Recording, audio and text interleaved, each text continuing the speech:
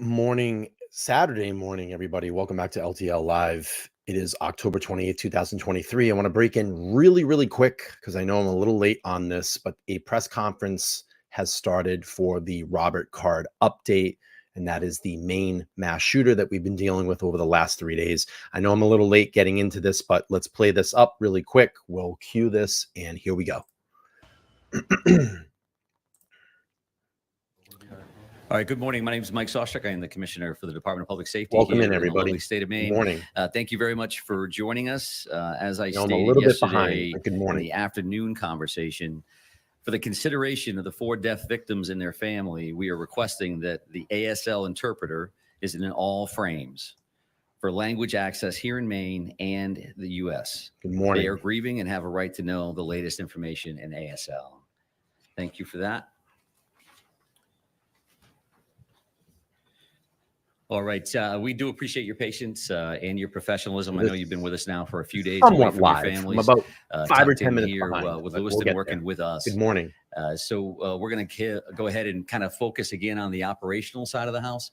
It's intended that I'm your only speaker for this morning. I suppose if we do get some Q&A that somebody else I think can answer readily, we'll do that. And we'll do the best we can for you. And for the state of Maine and the community here. So I do want to start right at 7:45 last night when Mr. Card was located deceased from a self-inflicted gunshot wound. And that did occur at the Maine Recycling Corporation. And that's at 61 Capitol Ave in Lisbon. And we're going to try to put that right up here on the screen. The audio visual is a little better than the chalkboard we had on day one. Good evening. So Good this afternoon. should show a Wherever map, you are. a Google Welcome map in. LTL Live. of where LTL Live. the Maine Recycling Corporation is located at. And I wanted to show this. This is the primary reason that we're late, because we were trying to get this switched over from Google Maps to something that you could utilize. Big Dave. So when you look at this, there's a triangle. Big Dave, here, 2 for 2. that stop right there. Yeah, exactly. That triangle Big is Dave, in 2 fact for 2. the Maine Recycling Inside Corporation. info. And Inside if we go info. down across Capitol Let's Avenue hear it today. to where that circle is, Where did they that's find the him? overflow parking location where he was found deceased in a trailer. So and I think that's important because we were asked some good questions last night that we did not have the answers to at that point. So that particular location was cleared twice previously, and it was cleared in that triangle. It was cleared where the business is located, and that was cleared by Chief McGee and the Lisbon Police Department and individuals there earlier, and a joint or a combination tactical team later in the afternoon. The owner of that facility did a great job because he was like, this individual knows the property. He could be tucked in the back of one of these trailers because they're full of recycled metal and all this stuff. You could crawl over the top. Well, we cleared the trailers. We cleared trailers that are there on that business footprint. Nobody had any idea that across the street, across Capitol Avenue, there's an overflow parking lot, which is the Recycling Corporation property. So the owner was very diligent to say, well, did you clear those trailers? Well, what trailers are you talking about? So then the follow-up is with the tactical team commanders to say, okay, tell me exactly where you were at. And then they were doing the same thing. We were looking at our timeline. We cleaned trailers. We didn't clear those. Let's go back. So the Maine State Police tactical team ultimately were the ones that located the body within one of those trailers. And this is a tractor trailer style. You picture that 18-wheeler. This is what a trailer would look like. A box trailer is where he was located, right in the back of that. Some of those trailers are locked. Some of those trailers aren't. So he was found inside one of those boxes that was unlocked from the outside. And that you can probably picture that from just your experience on the street, right? You've seen those kind of things before. So morning.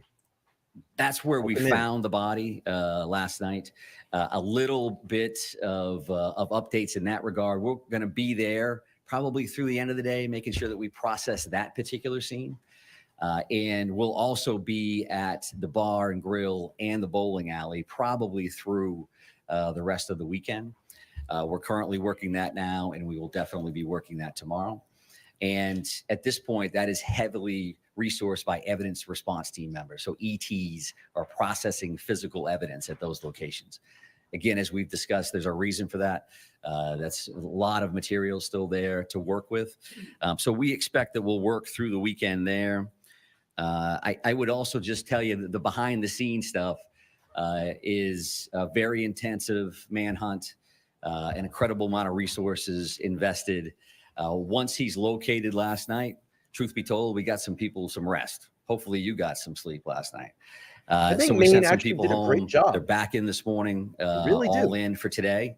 We're going to send them back to get some rest tomorrow. They can see their families and be back in on Monday, the entire Maine team, did a really great to job. include our partners, which I am going to take more time Props to today the to make sure Maine, that I acknowledge everybody law that I enforcement can. officials So they'll be and back all in the on Monday to officials continue their work in and around the area, whether the it's scene assisting cleanup, investigation. the continuing to do interviews. Overall, we received 821-ish as of a little while ago, tips and leads. So we continue to work those. What do you the think? digital tip think line, they did a that good job? video tip line that you were so helpful in putting the information out on. Ultimately, we're at 197 of those leads and that information that was uploaded to that system. Got about a dozen or so search warrants that are completed. So signed and impounded meaning that you wouldn't have access to them at this point. But given the circumstances here, right, because we don't envision a trial of any sort for anybody that's involved here, the release of information I would expect after those affidavits, that impound is pulled. There's going to be a lot of information that's going to be there for you down the road. Again, we'll try to do the best we can today now that that piece of this event is done and he's been found.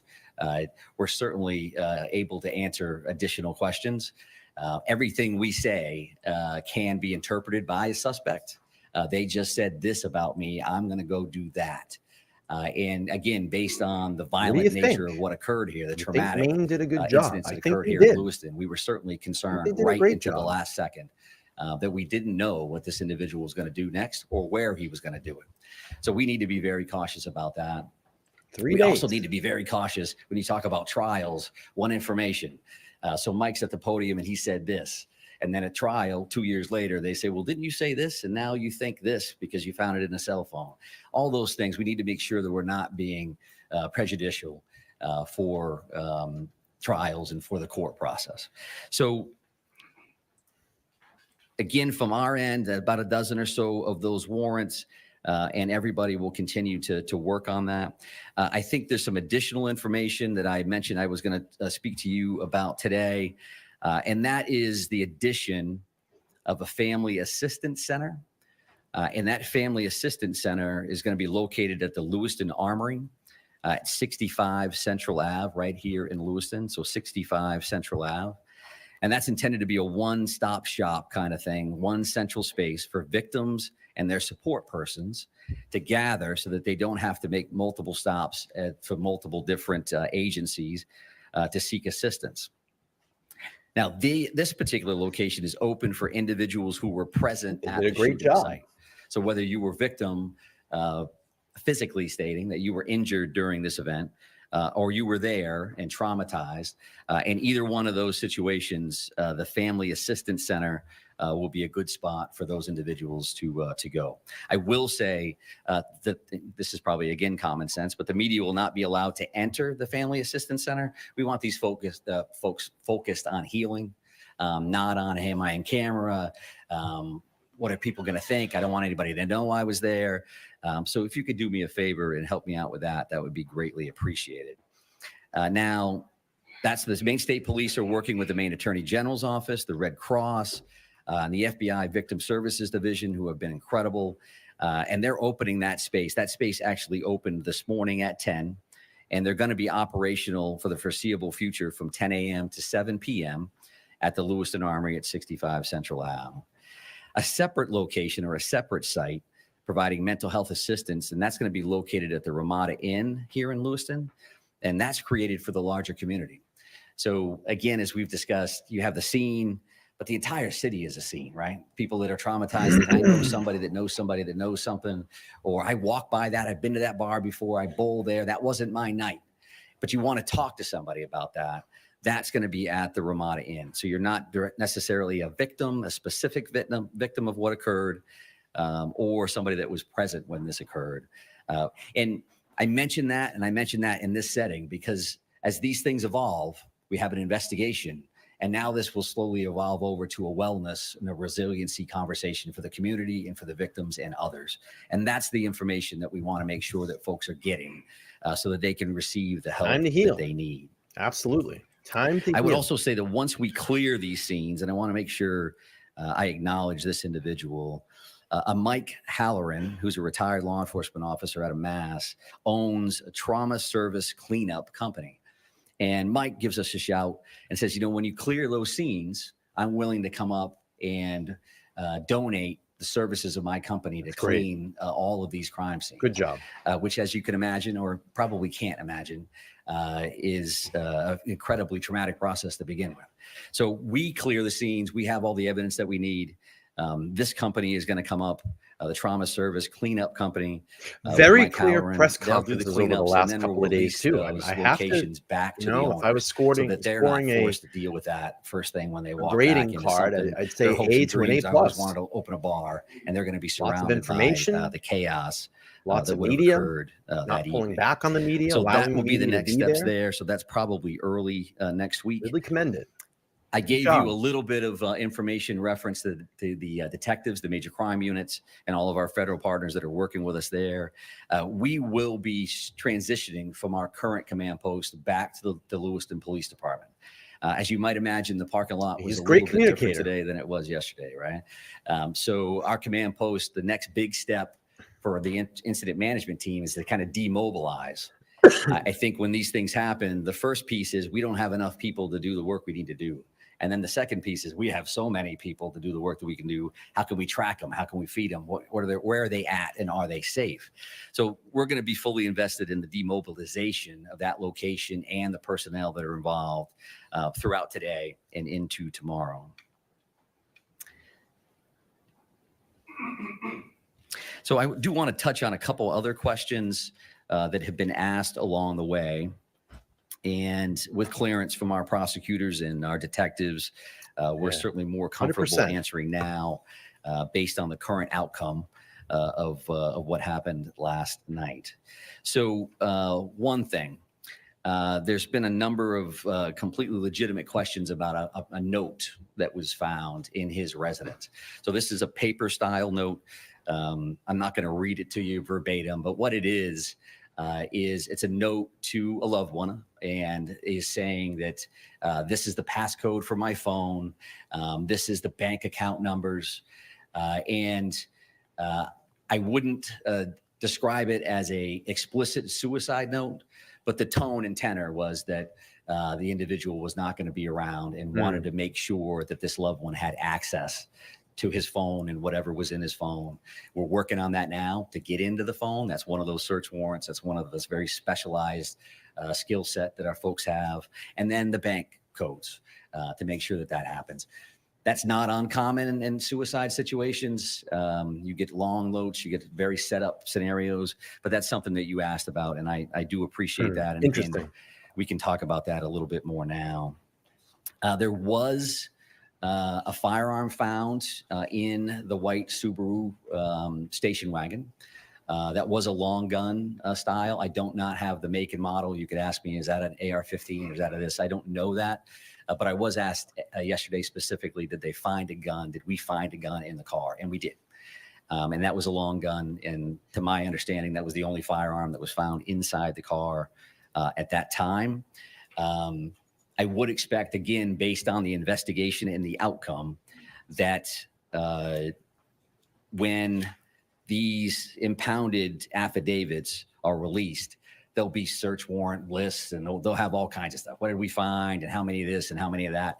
So that'll be much more detailed. So did you find guns in the house? Did you find guns on him? So that is something that we've been asked about, and I wanted to make sure that we covered that as well. Another question that I've had some conversations around this morning. If you talk about is there a motive here, right? I think clearly there's a mental health component to this. We still need to do some research around trying to get access to certain records and things of that nature. Which again, you could probably imagine is not just as simple as just calling somebody, hey, can you send me this thing? But what I would say is, based on what I've heard through conversations this morning, I don't see, or I'm told that we don't have access to any forcibly committed for treatment information reference to Mr. Card. Okay. So you can volunteer, as an example, to go to a facility and seek treatment for months on end. But if you're not forcibly committed to seek that treatment, and it's very specific to treatment, right? Not forcibly taken for an evaluation. An evaluation is completely different. The backpedaling. Treatment. So there are a lot of very specific criteria around Here's firearms, the backpedaling. and a possessed person, or prohibited person rather, and what that looks like.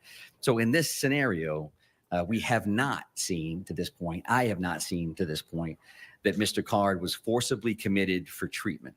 I feel like they're going to backpedal here because they want to continue to make this a gun issue. What do you think? What do you think? All of their work and the background check is not going to ping that this individual is prohibited. And something that's incredibly important for us to say, and for me to say, and I find myself saying it on a regular basis, just because there's appears to be a mental health nexus to this scenario, the vast majority of people with a mental health diagnosis will never hurt anybody. They won't hurt themselves. They're not a danger to the community.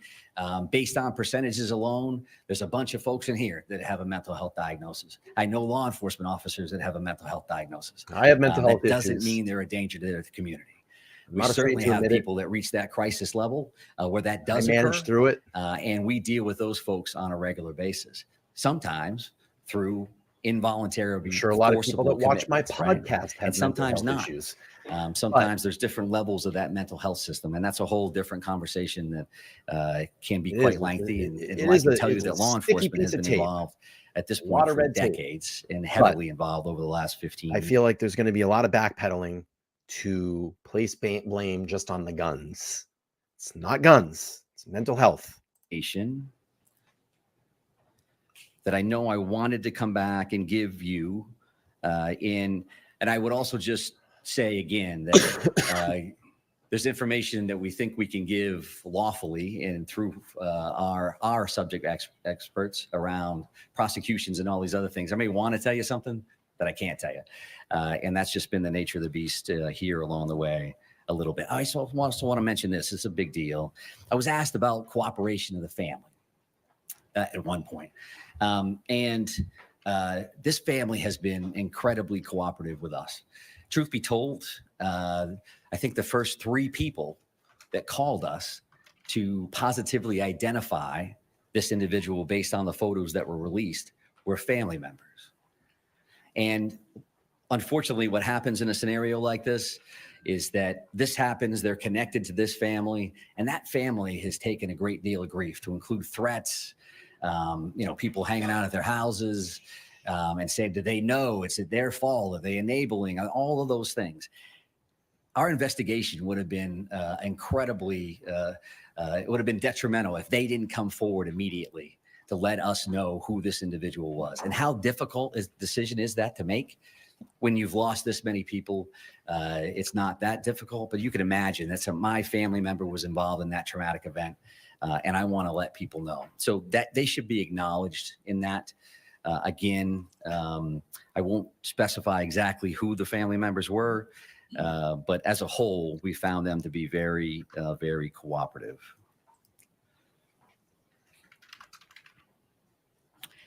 I will also state that, from an after action perspective, you can imagine that all of the law enforcement officers, the various agencies involved, the rest of the public safety world, we will be having a number of after action reports, lessons learned. Welcome in. We don't want this to ever happen to anybody ever again, but we've learned a lot as a state from other communities around the country. I will say this. If I don't finish this press conference, unfortunately, I do have to break away. I have a committed phone call that I need to take today at 11 a.m. So we'll continue to try to get through this as best as I can. It looks like it's going to go for quite a while. So I'm going to have to break away at some point to take this. phone call. So there's a time and place for all of those things. To include that mental health system, there's a military component, there's all those different things which has their own networks to regulate and make sure that they're checking the phone call is very their important. own processes. And I think that's very, very important. That's rightfully so. So I think what I want to make sure I do, and I want to make sure we switch that screen back over to that victim screen to make sure that we all remember why we're here and why we do the work that we do. And I also want to state that because I think when we leave here today, I'm not expecting future briefings or anything else. And I don't want to leave our partners out of this. I've discussed them every time we've talked. But if you talk about Chief McGee and the Lisbon Police Department, all the work that they've done, the strong focus on Lisbon, it kind of morphed over to or Lewiston, and it kind of morphed over to Lisbon with the finding of the vehicle. But Chief McGee and his team and his community have really, really stepped up across the board. And they deserve a lot of credit as a strong partner of this entire thing. And I agree. The New Hampshire State Police, I can't tell you. I mean, that helicopter was floating over us very, very quickly. And there is New Hampshire State Police and tactical teams and detectives, command staff members. But we will be back tonight immediately in some form or fashion. I will have a show prepared for everybody. So stay tuned. What happens in these is that everybody's got incredibly long titles that are accurate and they mean a whole lot. But when you talk about the ATF, you talk about HSI. I'm going to speed up here to get live with the conference. You talk about let's go live. Actual snapshot. Well, it's in protective custody from law enforcement to begin with. And do we have probable cause to believe that they are in possession? They could be in possession of dangerous weapons. So if we meet those criteria, then you can take an individual in for a yellow flag assessment, a weapons restriction order assessment. I will have a show planned tonight. Your criteria change from a likelihood of serious harm to likelihood of foreseeable harm. There's a little, it's close. Sorry, just Dan. I guess my broader question would be, if we work to try to prevent things like this from happening. I would tell you that the weapons restriction order in Maine has been utilized 82 times to this point. It went into effect on July 1 of 2020. I know that because I've read every single one of those reports and am involved in that process on a regular. Again, this is going to get down to, they're going to make this a gun issue, not a mental health issue. They're going to make this a gun issue. And I can see that clearly what's going to be forming here and formulate. We'll go back, go to conference. We'll have government sessions, talk about banning our guns, that the guns are the problem. It's not the problem. We've talked about that here. We spend way too much money in foreign countries and foreign wars. We're shoveling billions and billions of dollars overseas where that money could be used to help our veterans, to help our homeless, to get mental health for people that need it, build mental health facilities, build facilities that people can go to have hope, counseling centers, community centers. Why don't we start looking at that? Why don't we start looking into those things? Take those billions of dollars, help our infrastructure. All right, let's go back. Boy, you're talking about individuals in crisis. There's a lot there. What was actually happening versus what they perceived to be happening. So all those things are definitely on our radar. Morning. In the back, ma'am, and I'm going to come up to you, sir. What was the status of your search before you found the body? Did you have other leads leading you to this parking area, or was it just the owner of the recycling center? It was Big Dave. When did he tell you guys to look in that again? Confirm that you believe he walked the trail to the parking lot from the boat ramp. So the two questions there: did we have additional leads reference to the overflow lot where he was ultimately located, and can we confirm that he walked? Number two, we haven't found a vehicle or any other a bicycle or a motor. There's no other information to lead us believe that there was anything but walking down. I suppose something could happen to lead us in that direction. So there's whatever that is, 800 and something leads and tips. The primary reason that we were back in that location is because I will say this, from a community policing, from a relationship standpoint, the owner of a business calls his police chief and says, hey, I want somebody to make sure that they're clearing that. That's good cop 101, right? They have an automatic connection with somebody in your community. That's why the additional follow-ups occurred. Because we had, again, searched and documented. There's logs and all this stuff about when we were there, who was there, what did they do, which allowed us to do the follow-up work to say, well, did we Did you check across the street? Well, what's across the street? There's a dozen businesses that surround this thing, and nothing that says that's the recycling corporation. So the owner was diligent, and as was Chief McGee, and then passing that information on to the command post, and then ultimately being checked. So, sir, right here in the middle. Yeah. I wanted to ask you about the use of canines in that exact location. All right. You have been listening in there to officials over in Lewiston, Maine, providing the latest updates in the wake of that mass shooting there at a bowling alley and bar. 18 people were killed, another 13 injured, and now we're learning the suspect is dead, believed to have died of a self-inflicted gunshot wound found in an area that was actually searched by police inside. Okay, I'm going to do about another 5 minutes, and then I do have to go. I have a phone call at 11 a.m. that I have to take. Hopefully that phone call will happen to clear things up. It looks like they're going to break out of a commercial break anyway. So I'm going to do this. I'm going to drop the link if anybody wants to continue with the press conference. I think just standard formality at this point. Not really interested in listening to the whole thing. I'll go back and check it on a replay. But I want to let everybody know, I woke up this morning and I started working on something for LTL because I've been very angry at my streaming service that I haven't been able to use multiple media tabs, especially when there's a situation like this going on. So I did something today and I figured out good old Google Slides does some things that I can use here to help on my podcast, because I don't like OBS Studio. I don't get with it. I can't get with it. I always have camera issues with it, audio issues, but Google Slides offers an amazing thing, and I'll show you here. So I was experimenting a little bit this morning, and I am going to be able to now use a slide like this where we can have multiple media tabs, multiple news organizations at once going to get video and audio. And if I go to presentation, to a slideshow presentation, it'll play all these media at the same time. So then what I can do is I can click in. Let's say we have a couple live feeds going at the same time. I can just mute or unmute. So I can have multiple media sources playing.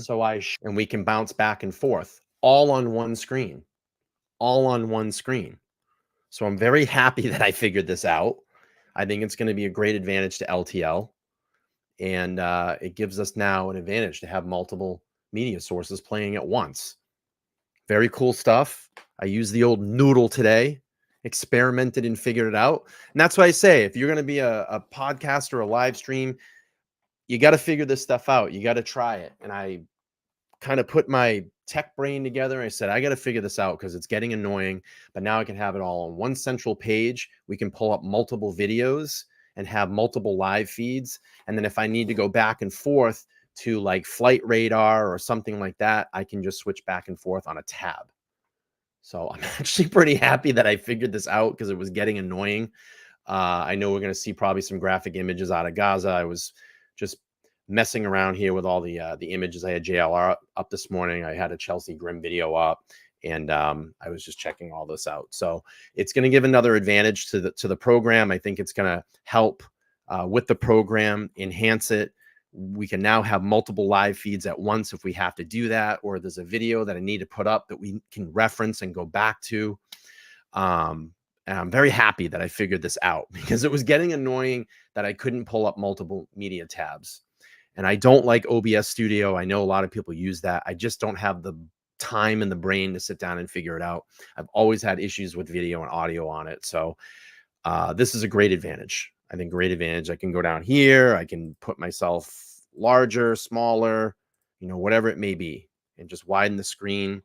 You can get the live commentary, and it works out really well. So I'm really proud and happy that I figured that out this morning because I was getting annoyed, and I think it's going to work out, and it will give us a huge advantage here. Okay, I have about another 8 minutes that I have to get to an important call. If you've been watching the channel lately, I do have a call with PJ, Chelsea Grim's ex-boyfriend, this morning at 11 a.m. Let's just hope that he holds to his commitment. I do have text messages from him, kind of outlining a story, giving some background into Chelsea's and his relationship, but I want to hear it from him. I have some questions written here that I'm going to ask him, and hopefully that he does hold to this commitment. And all I'm really asking at this point is to build some trust, and maybe I can have him call in later on the show if we decide to go in that direction this evening. So, like I said, for the best Chelsea Grim coverage, you are seeing it here on the LTL podcast. I have so much inside information. Again, I've talked about it. I'm in a closed group with a bunch of Chelsea's friends that have been sharing a lot of information. We had Elias, PJ's friend, on my panel to discuss and clear things up from his end and put some statements out there. And again, I have been in communication with PJ over the last 48 hours, and we're going to hopefully make that happen today in about 6 minutes and just hear what he has to say, hopefully gain some trust to get him to come on the show maybe later tonight and talk about, you know, what he thinks at this point, and maybe give a little bit of a background as to his relationship with Chelsea. So been working hard, yes, behind the scenes, and I will hopefully be back. Well, I know for sure I'm going to be back tonight. Not sure what program we will have. Hopefully, I'm leaning more towards a Chelsea Grim program if this interview goes well today, and I have some information to update you all. If not, then we'll think of something else. I have a couple of things on queue, on stage, and we'll go from there. So I do have to go. I got about 5 minutes before this hopeful phone call today. And PJ, if you're watching, I definitely want to hear from you in 5 minutes. I think we should have that conversation. Okay, I will update everybody soon. Plan for 8:15 p.m. Eastern Standard Time. If something breaks this afternoon, I definitely will just come in. If you don't catch me live, you can catch it on replay. I appreciate all of you being here this morning. Just wanted to give you a little bit of an update to Robert Card. I'm going to get going, and I hope everybody has an amazing morning, amazing afternoon. Look forward to tonight. We'll have some type of show put together. If anything breaks, like I said, I'll pop in this afternoon and get that out there. Oh, by the way, I am planning, and I'm hoping on Wednesday is going to be Turtle Boy's first kind of official court date. I'm going to be there. I'm most likely live streaming from the courthouse to give you an update, a firsthand look at what's going on when he comes out of court, hear what he has to say to the media, and just kind of hang out a little bit and get some perspective as to what's going on in his case. So a lot of big things coming up, and I will keep everybody posted. I hope everybody has an amazing morning, afternoon, and I will see you all soon. Have a good day.